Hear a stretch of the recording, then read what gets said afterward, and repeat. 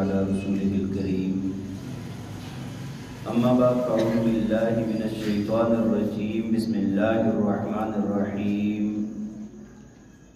ولما بلغ أشده واستوى آتيناه حكما وعلما وكذلك نجزي المحسنين صدق الله العظيم۔ سورہ قصص آیت نمبر 14 اللہ تعالیٰ فرماتے ہیں وَلَمَّا بَلَغَ أَشُدَّهُ، فرمایا کہ جب موسیٰ علیہ السلام اپنی قوت اور طاقت کی عمر کو پہنچ گئے، وَاسْتَوَى، اور فرمایا کہ سمجھ بوجھ کامل ہو گئی، وَآتَيْنَاهُ حُكْمًا وَعِلْمًا، فرمایا کہ پھر ہم نے ان کو کیا دیا؟ حکمت اور علم سمجھ عطا فرمائی۔ وَكَذَلِكَ نَجْزِي الْمُحْسِنِينَ، فرمایا اسی طرح ہم بدلہ دیتے ہیں نیکوکاروں کو، نیک لوگوں کو۔ دیکھیں گزشتہ میں اللہ تعالیٰ نے حضرت موسیٰ علیہ السلام کے بچپن کا بیان فرمایا، اور آپ کی ابتدا جب آپ کی ولادت ہوئی، پھر اس کے بعد اللہ تعالیٰ نے کیسے آپ کے لیے انتظام فرمایا کہ اللہ تعالیٰ نے فرعون کے محل تک پہنچا دیا، جو قاتل تھا اسی کو اللہ تعالیٰ نے آپ کے لیے محافظ بنا دیا، اور ادھر ہی خوراک کا انتظام ہوا، پھر اس کے بعد واپس ماں کے پاس لوٹا دیا۔ اب ماں دودھ بھی پلا رہی ہے، اپنے بچے کو پلا رہی ہے اور پیسے بھی لے رہی ہے، یہ بھی اللہ کی حکمت ہے۔ بات سمجھ آ رہی ہے کہ نہیں؟ اور یہ ساری بات جب ہو گئی اور اللہ تعالیٰ نے فرمایا کہ اور کسی عورت کا دودھ انہوں نے نہیں لیا تھا، اللہ تعالیٰ نے ممنوع قرار دیا ان پر، ہاں، اور کسی عورت کا دودھ نہیں لے رہے تھے۔ پھر ان کی بہن چلی گئی، انہوں نے بتایا، وہ ساری بات گزشتہ درس میں گزر چکی۔ اب اللہ تعالیٰ آگے بیان فرما رہے ہیں کہ جب حضرت موسیٰ علیہ السلام کی عمر 30 سال سے یا 30 سال سے کچھ اوپر ہو گئی، فرمایا کہ جب وہ اپنی قوت اور جوانی کی عمر کو پہنچ گئے، یہ عمر تقریباً علماء نے لکھا ہے کہ 30 سال سے لے کر 32-33 سال کی جو عمر ہوتی ہے، یہ اس عمر کے متعلق فرمایا گیا ہے کہ یہ اپنی جب قوت اور طاقت والی عمر کو پہنچ گئے، فرمایا کہ پھر اللہ تعالیٰ نے کیا کیا کہ ان کو علم اور حکمت عطا فرمایا۔ دیکھیں نبی جو بھی ہوتا ہے وہ ابتدا سے ہی برائیوں سے نفرت کرنے والا ہوتا ہے، اور شاہ ولی اللہ رحمہ اللہ تعالیٰ علیہ نے فرمایا کہ نبی بچپن سے وہ ولایت کے اعلیٰ مقامات پر ہوتا ہے، ولایت کے اعلیٰ درجات پر، یعنی ایک ولی کو جو اعلیٰ درجات حاصل ہو سکتے ہیں نا، وہ درجات نبی کو نبوت ملنے سے پہلے مل چکے ہوتے ہیں۔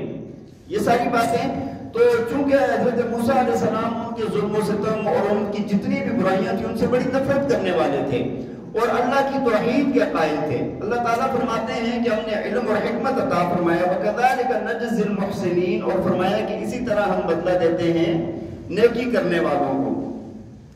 اب ہوا یہ کہ آپ کے علم میں ہے کہ موسیٰ علیہ السلام فرعون کے پاس پلے بڑے، لیکن بنی اسرائیل پر فرعون اور فرعون کے کارندے بڑا ظلم کرتے تھے۔ دیکھیں بہت سارے بچے قتل کیے، ان کو غلاموں سے بھی زیادہ بدتر رکھا ہوا تھا، مار پیٹ، ان کے اوپر ظلم زیادتی، یہ سب کچھ ہو رہا تھا۔ تو موسیٰ علیہ السلام جہاں تک دیکھتے تھے، جہاں سے طاقت سے روک سکتے تھے طاقت سے بھی روکتے تھے، ویسے بھی اس کو برا سمجھتے تھے، جیسے وہ روکنا ممکن ہوتا تھا وہ روکتے تھے۔ اب ہوا یہ کہ ایک دن موسیٰ علیہ السلام ایسے وقت کے اندر چلے گئے ایک جگہ پر، ایک شہر کے اندر، کہ جس وقت لوگ عام طور پہ آرام کر رہے ہوتے ہیں یا اپنے مصروف ہوتے ہیں۔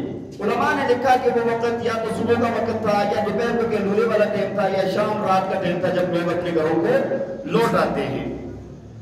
فرمایا کہ اس کا اللہ تعالیٰ نے بیان فرمایا وَدَخَلَ الْمَدِينَةَ عَلَىٰ حِينِ غَفْلَةٍ مِّنْ أَهْلِهَا، فرمایا کہ موسیٰ علیہ السلام شہر میں داخل ہوئے اس وقت کے اندر کہ جب عام طور پہ شہر کے لوگ غافل ہوتے ہیں باہر کے کام، یعنی اپنے آرام کا ٹائم ہوتا ہے یا اس طرح کے ٹائم میں۔ فَوَجَدَ فِيهَا رَجُلَيْنِ يَقْتَتِلَانِ، فرمایا وہاں پر دو بندوں کو پایا کہ جو دو بندے آپس میں لڑ رہے تھے۔ هَذَا مِنْ شِيعَتِهِ وَهَذَا مِنْ عَدُوِّهِ، فرمایا ان میں سے ایک تو حضرت موسیٰ علیہ السلام کی گروہ کا بندہ تھا اور دوسرا آپ کے دشمنوں کا بندہ تھا۔ فَاسْتَغَاثَهُ الَّذِي مِنْ شِيعَتِهِ عَلَى الَّذِي مِنْ عَدُوِّهِ، فرمایا کہ اس بندے نے مدد طلب کی موسیٰ علیہ السلام سے جو آپ کی قوم کا تھا، آپ کی گروہ کا تھا، اس بندے پر جو ان کے دشمنوں کا تھا، دشمن بندہ تھا۔ فَاسْتَغَاثَهُ الَّذِي مِنْ شِيعَتِهِ عَلَى الَّذِي مِنْ عَدُوِّهِ، فرمایا کہ اس بندے نے مدد طلب کی موسیٰ علیہ السلام سے جو آپ کی قوم کا تھا، آپ کی گروہ کا تھا، دشمنوں کا تھا۔ فرمایا کہ فَوَقَزَهُ مُوسَى فَقَضَى عَلَيْهِ، فرمایا موسیٰ علیہ السلام نے اس کو جب روکا نہ روکا، اس کے بعد اس کو ایک مکہ مارا تو فرمایا کہ وہ مر گیا، اس کا کام تمام ہو گیا۔ قَالَ هَذَا مِنْ عَمَلِ الشَّيْطَانِ، موسیٰ علیہ السلام نے فرمایا کہ یہ تو شیطان کا عمل ہے۔ إِنَّهُ عَدُوٌّ مُضِلٌّ مُبِينٌ، فرمایا بے شک وہ دشمن ہے، کھلا گمراہ کرنے والا ہے۔ دیکھیں ہوا یہ کہ جب موسیٰ علیہ السلام وہاں پر پہنچے نا، دو بندے لڑ رہے تھے۔ ایک نے پکارا جو بنی اسرائیل کا تھا، اس نے پکارا کہ بھئی میرے اوپر ظلم ہو رہا ہے، مجھے مار رہا ہے، مگر بندہ واقعی مار رہا تھا، آپس میں لڑ رہے تھے اور بندہ واقعی ان کو مار رہا تھا۔ موسیٰ علیہ السلام نے چھڑانے کی جب کوشش کی، یہ بندہ چھوڑ نہیں رہا اور اس کو مار رہا تھا۔ میں نے آپ کو بتایا کہ بنی اسرائیل پر یہ ظلم و ستم چل رہا تھا، یہ ظلم و ستم ہے، تو وہی موسیٰ علیہ السلام کوشش کرتے تھے کہ ان کو بچایا جائے، روکا جائے۔ اب موسیٰ علیہ السلام جب ان کو منع کرتے رہے، روکتے رہے، نہ روکا، اب موسیٰ علیہ السلام نے ان کو ایک مکہ مارا، اور مکہ اس وجہ سے مارا کہ تاکہ میں روک لوں، تاکہ یہ ظلم نہ کرے اس پر۔ فرمایا کہ اس مکے سے وہ بندہ کیا ہو گیا؟ بندہ مر گیا۔ بندہ کیا ہو گیا؟ مر گیا۔ موسیٰ علیہ السلام اس کو مارنا نہیں چاہتے تھے، مارنا روکنا چاہ رہے تھے، لیکن اس کو مکہ لگا تو وہ مر گیا۔ موسیٰ علیہ السلام کو اللہ تعالیٰ نے بڑی طاقت اور قوت عطا فرمائی تھی۔ ویسے بھی انبیاء کو اللہ نے بہت طاقت قوت عطا فرمائی ہوتی ہے۔ جو نبی علیہ السلام معراج والی حدیث ہے، اس کے اندر فرمایا کہ جب میں نے موسیٰ کو دیکھا تو ایک قبیلے کا نام دیا نبی علیہ السلام نے کہ موسیٰ علیہ السلام کی شباہت ان کے مردوں کی طرح تھی۔ فرمایا لمبا جسم اور چست و چوبند، اور اسی طرح فرمایا پتلا جسم تھا، موٹا جسم، بھاری بردن جسم نہیں تھا۔ مطلب یہ ہے کہ باڈی بہت اچھی، جسامت بہت اچھی، لیکن پھرتیلی اور قد باڈی کیا تھی؟ لمبا جسم تھا۔ تو برحال موسیٰ علیہ السلام نے جب اس کو مکہ مارا تو وہ کیا ہو گیا؟ مر گیا۔ اب جب یہ کام ہو گیا نا، قال ھذا من عمل الشیطان، تو موسیٰ علیہ السلام نے فرمایا یہ تو ظلم ہو گیا، یہ تو شیطان نے کروا دیا۔ یہ کیا کر دیا؟ شیطان نے کروا دیا ہے یہ کام، تو وہ تو کیا ہے؟ ہمارا کھلا دشمن ہے۔ اب موسیٰ علیہ السلام کو ڈر خوف پڑ گیا کہ یا اللہ مجھ سے غلطی ہو گئی ہے، تو اب کہیں اللہ کا عذاب نہ آ جائے۔ یہی بات ہے نا۔ دیکھیں انبیاء سے، حالانکہ یہاں پر ان لوگوں کا ظلم تھا، یہ جو قبطی لوگ تھے نا، فرعون والے، ان کا ظلم تھا، یہ مارتے تھے، ان کے تو یہ مستحق ہی اسی بات کے تھے کہ ان کو مارا جائے، لیکن اس کے باوجود بھی وہ فرمانے لگے کہ مجھ سے ظلم ہو گیا، غلطی ہو گئی۔ اور جو انسان اللہ کے جتنا قریب ہوتا ہے، اس کی چھوٹی غلطی پر بھی پکڑ آ جاتی ہے۔